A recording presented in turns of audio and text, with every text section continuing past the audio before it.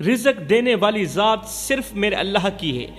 میں چیلنج کرتا ہوں بل گیٹس کو، ایلون ماسک کو اور دنیا کے ہر امیر ترین شخص کو کہ آؤ 850 کروڑ لوگوں کو ایک وقت کا کھانا کھلا کر دکھاؤ۔ میں دنیا کے ہر بڑے پرائم منسٹر کو چیلنج کرتا ہوں کہ آؤ 850 کروڑ لوگوں کو ایک وقت کا کھانا کھلا کر دکھاؤ۔ دنیا کے بڑے بڑے دعوے کرنے والوں سنو، دنیا میں بڑی بڑی باتیں کرنے والوں سنو، تم جو پوری دنیا خریدنے کی باتیں کرتے ہو، دنیا کی تمام چیزیں خریدنے کی باتیں کرتے ہو، پوری دنیا کی زمینیں خریدنے کی باتیں کرتے ہو، اپنی طاقت اور دولت پر غرور کرتے ہو، فخر کرتے ہو، میں تمہیں کھلے عام چیلنج دیتا ہوں کہ تم 850 کروڑ لوگوں کو ایک وقت کا کھانا کھلا کر دکھاؤ۔ 2 وقت کی بات نہیں کر رہا، ایک وقت کی بات کر رہا ہوں۔ اگر تمہارے پاس اتنی طاقت ہے تو 850 کروڑ لوگوں کو کھانا کھلا کر ثابت کرو کہ تم واقعی امیر ہو۔ اور اگر تم یہ ذمہ داری نہیں اٹھا سکتے، اگر یہ تمہارے بس کی بات نہیں ہے، تو پھر تمہیں تو کیا تمہارے باپ کو بھی ماننا پڑے گا کہ رزق صرف میرے اللہ کے ہاتھ میں ہے، رزق صرف اللہ کے ہاتھ میں ہے۔ اگر رزق دنیا کے طاقتوروں کے ہاتھ میں ہوتا تو آج کوئی بھوکا سوتا، کوئی ننگا رہتا۔ اگر یہ رزق دنیا کے کسی انسان کے ہاتھ میں ہوتا، کسی شخص کے ہاتھ میں ہوتا، تو آج کوئی بھی کھا کر نہ سوتا، کوئی بھوکا سوتا، کوئی ننگا رہتا۔ میرا اللہ فرماتا ہے، اے میرے بندے، زمین کے نیچے رہنے والی چیونٹیوں سے لے کر سمندر میں تیرنے والی مچھلیوں تک، پہاڑوں کی بلندیوں پر پرندوں سے لے کر انسانوں تک، سب کو رزق کون دیتا ہے؟ میں رب دیتا ہوں۔ میں رب دیتا ہوں جس نے قبر کھودنے والے ایک عام گورکن کو اتنا رزق عطا کیا۔ قبریں کھودنے والے، یہ قبریں کھودنے والا کون ہے؟ اسے فرعون کہتے ہیں۔ فرعون شروع میں غریب تھا نا، یہ قبریں کھودتا تھا۔ قبریں کھودنے والے ایک عام گورکن کو اتنا رزق عطا کیا، میں رب نے اتنی دولت عطا کی کہ اسے بادشاہ بنا دیا، بہت بڑا بادشاہ۔ لیکن جب وہ تخت پر بیٹھا تو اس نے خدائی دعویٰ کر دیا، میرے وجود کو جھٹلانے لگا۔ فرعون میرے وجود کو جھٹلانے لگا اور اپنی طاقت و دولت کو میرا نعم البدل سمجھنے لگا۔ لیکن جب اس کا غرور حد سے بڑھا، جب فرعون کا تکبر حد سے بڑھا، تو میں نے اس کے انجام کو دنیا کے لیے عبرت ناک بنا دیا۔ اس کے انجام کو دنیا والوں کے سامنے عبرت کا نشان بنا دیا۔ میں نے دکھایا کہ یہ زمین، یہ آسمان، یہ سب کچھ میرے قبضے میں ہے۔ فرعون تو کچھ بھی نہیں ہے، تیرا تکبر تو کچھ بھی نہیں ہے۔ تکبر تو میں کر سکتا ہوں، جو قادر ہوں، جو کریم ہوں، جو رحیم ہوں۔ مجھے تکبر جچتا بھی ہے، فخر تو میں کر سکتا ہوں، تو کون ہے فخر کرنے والا؟ دیکھ، یہ سب کچھ میرے قبضے میں، اور کوئی انسان میرے حکم سے باہر نہیں جائے گا۔ میرے بندو، کیا تم یہ جاننے سے قاصر ہو کہ میں وہ رب ہوں جس نے قارون کو اس کے خزانوں کے دروازے پر بے حساب دولت عطا کی، اتنی دولت عطا کی کہ اس کے وہم و گمان میں بھی نہیں تھا۔ اس کے خزانوں کی چابیاں اتنی بھاری تھیں کہ کئی مضبوط لوگ انہیں اٹھانے کے لیے قابل نہ تھے، چابیاں اٹھا نہیں سکتے تھے مضبوط اور طاقتور لوگ۔ اتنا بڑا خزانہ تو تھا، لیکن جب وہ میرے دیے ہوئے رزق پر غرور کرنے لگا، جب وہ تکبر کرنے لگا اور کہنے لگا یہ سب میری محنت کا نتیجہ ہے، یہ سب میری محنت کی جزا ہے، یہ میرا حق ہے، اس میں سے زکوٰۃ نہیں نکالوں گا، اس میں سے صدقہ نہیں نکالوں گا۔ اللہ اکبر! تو پھر کیا ہوا؟ میں رب نے قارون کے غرور کا جواب دیا، کچھ اس طرح جواب دیا۔ میں نے زمین کو حکم دیا، اے زمین، تو قارون کو خزانوں سمیت اپنے اندر نگل جا، اور زمین نے ایسا ہی کیا، اس لیے کہ زمین بھی میرے حکم کے تابع ہے۔ آج دنیا قارون کے انجام کو یاد کرتی ہے اور عبرت حاصل کرتی ہے، اور بے ساختہ کہتی ہے وہی ہے جو ہر چیز پر قادر ہے۔ اے میرے بندو، میں وہ رب ہوں جس نے نمرود کو زمین کا سب سے بڑا طاقتور بادشاہ بنایا۔ اس روئے زمین پر نمرود کو سب سے بڑا طاقتور بادشاہ بنانے والا کون ہے؟ میں رب ہوں۔ لیکن اس نمرود نے اپنی بادشاہی پر فخر کرتے ہوئے کہا میں بھی زندگی اور موت دے سکتا ہوں، میں بھی خدا ہوں، میں زندگی بھی دے سکتا ہوں، میں موت بھی دے سکتا ہوں۔ لیکن جب اس نے میرے نبی حضرت ابراہیم علیہ السلام کو آگ میں ڈالنے کا فیصلہ کیا تو میں نے آگ کو حکم دیا آگ ٹھنڈی ہو جا اور سلامتی والی بن جا۔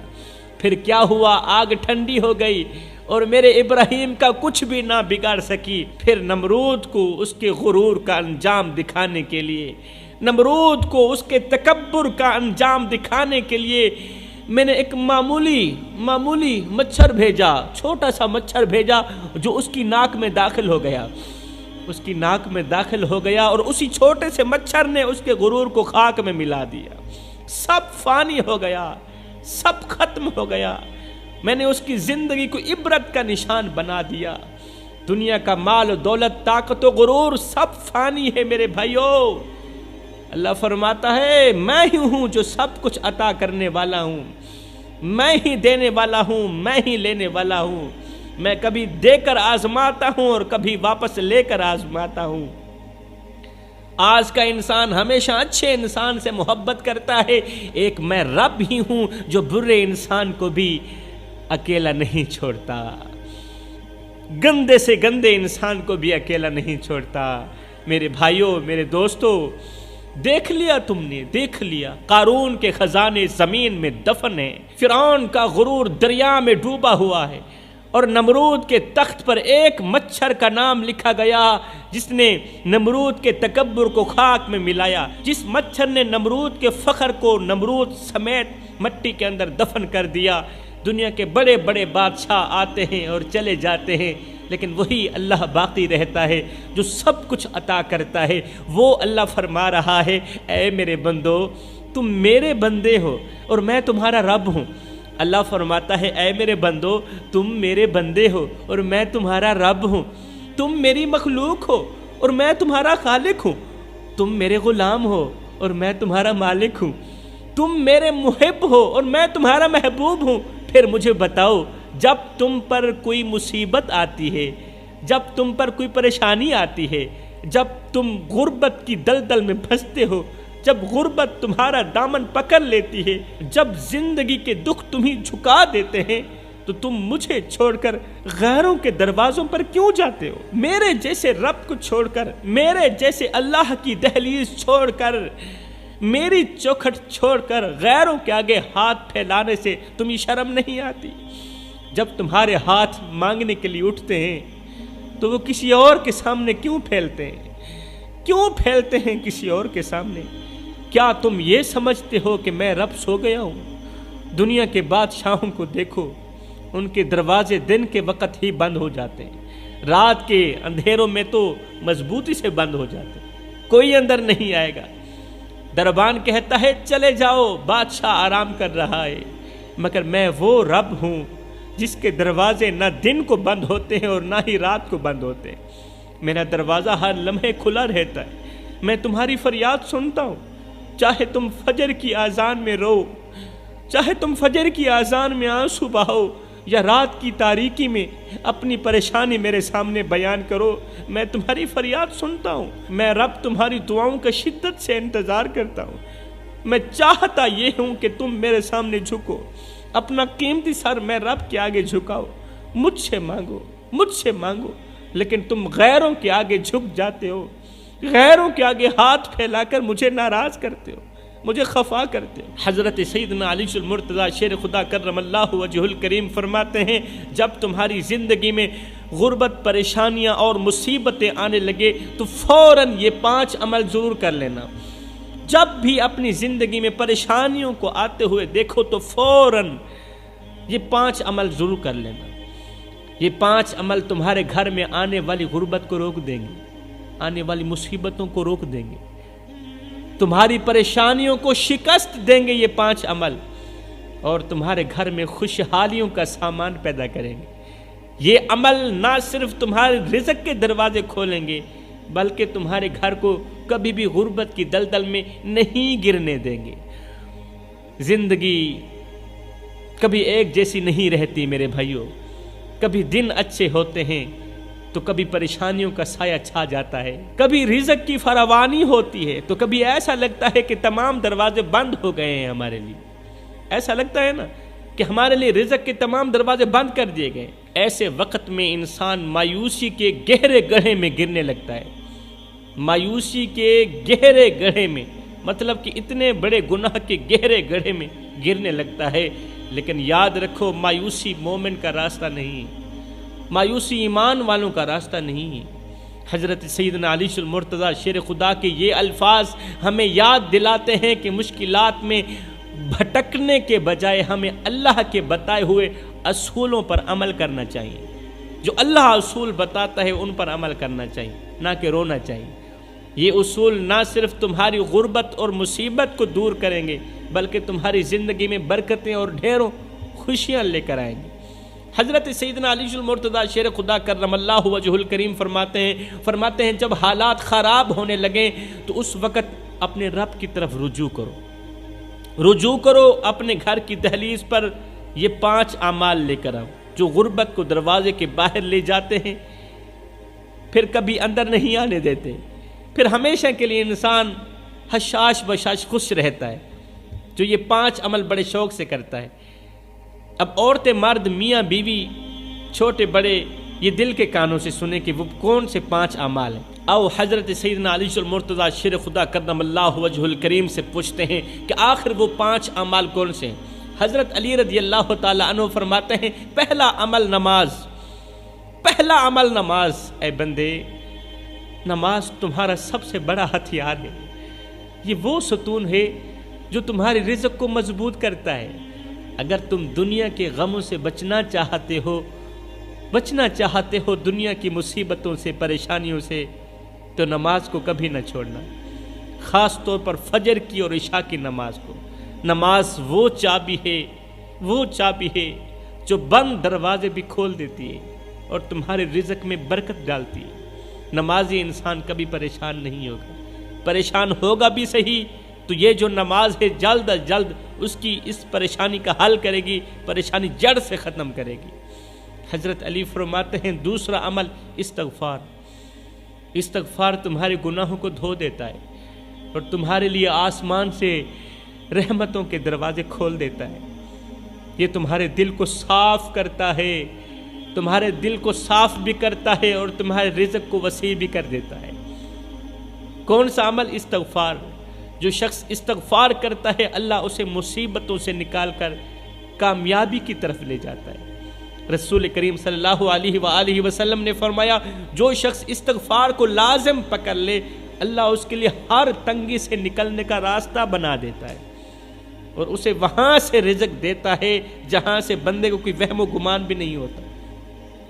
حضرت علی فرماتے ہیں تیسرا عمل، گھر میں رزق لانے والا، پریشانیوں کو دور کرنے والا، مصیبتوں سے چھٹکارا دینے والا تیسرا عمل صدقہ تمہارے مال کو کم نہیں کرتا بلکہ اسے کئی گنا بڑھاتا ہے۔ یہ تمہاری رزق میں برکت ڈالنے کا ذریعہ بنتا ہے۔ اللہ صدقہ کرنے والوں کو پسند کرتا ہے، جس طرح اللہ نماز پڑھنے والوں کو پسند کرتا ہے، توبہ کرنے والوں کو پسند کرتا ہے، ماں باپ کی خدمت کرنے والوں کو پسند کرتا ہے، تہجد پڑھنے والوں کو پسند کرتا ہے، اسی طرح اللہ صدقہ کرنے والوں کو بھی پسند کرتا ہے۔ اور جو اپنے مال میں سے دوسروں کو دیتا ہے، دروازے پر آئے کسی بھی سائل کو نہیں ٹھکراتا، روٹی کھلا کر بھیجتا ہے، ضرورت پوری کر کے بھیجتا ہے، اس کے لیے آسمان سے رزق کے دروازے ہمیشہ کے لیے کھل جاتے ہیں۔ گھر میں بے بہا رزق لانے والا چوتھا عمل قرآن کی تلاوت۔ قرآن تمہارا سب سے بڑا رہنما ہے میرے بھائی۔ اگر تم روز قرآن پڑھتے ہو، خاص طور پر سورہ واقعہ پڑھتے ہو، اگر سورہ فاتحہ اپنے گھر کے اندر پڑھتے ہو تو تمہارے رزق میں بے پناہ برکت ہوگی۔ قرآن کی تلاوت دل کو بھی سکون دیتی ہے اور رزق بانٹنے والے فرشتوں کو ناراض بھی نہیں ہونے دیتی۔ رزق بانٹنے والے فرشتوں کو ہمیشہ کے لیے تم پر خوش رکھتی ہے، وہ خوش رہتے ہیں اور جب بھی آسمان سے اترتے ہیں سیدھا تمہارے گھر کی طرف رخ کرتے ہیں۔ جو لوگ قرآن پڑھتے ہیں نا، رحمت کے فرشتے ان پر بڑے ہی خوش ہوتے ہیں۔ حضرت علی رضی اللہ تعالیٰ عنہ فرماتے ہیں 5واں عمل اللہ پر بھروسہ، اللہ پر یقین۔ اللہ پر بھروسہ وہ طاقت ہے جو تمہیں مصیبتوں سے نکالتی ہے، یہ طاقت انسان کو مصیبتوں سے نکالتی ہے اور تمہارے لیے راستے آسان کر دیتی، ہر مشکل ترین راستہ آسان کر دیتی، کانٹوں سے بھرا ہوا راستہ صاف کر دیتی۔ اگر تم اللہ پر یقین رکھو گے تو وہ تمہارے لیے وہ کر دکھائے گا جو تمہارے تصور سے باہر ہوگا، جو تمہارے وہم و گمان میں بھی نہیں ہوگا۔